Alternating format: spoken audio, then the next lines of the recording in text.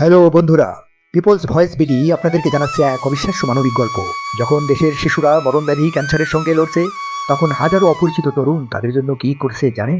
এই চলতি সপ্তাহেই দেশের বিভিন্ন প্রান্ত থেকে ছুটে এসেছে 1,000-এরও বেশি শুভাকাঙ্ক্ষী তরুণ, শুধুমাত্র ক্যান্সার আক্রান্ত শিশুদের জন্য রক্ত দিতে।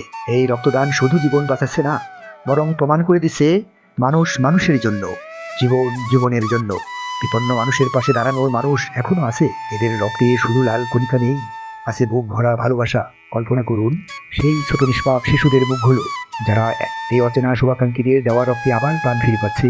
এটি কোনো সরকারি উদ্যোগ নয়, কোনো চাপ নয়, এটি দেশের যুব সমাজের স্বতঃস্ফূর্ত মানবিক চেতনা।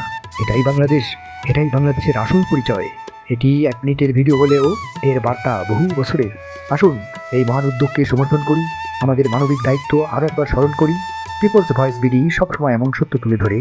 ভিডিওটি ভালো লাগলে চ্যানেলটি সাবস্ক্রাইব করুন, শেয়ার করে অন্যকে উৎসাহিত করুন। ধন্যবাদ।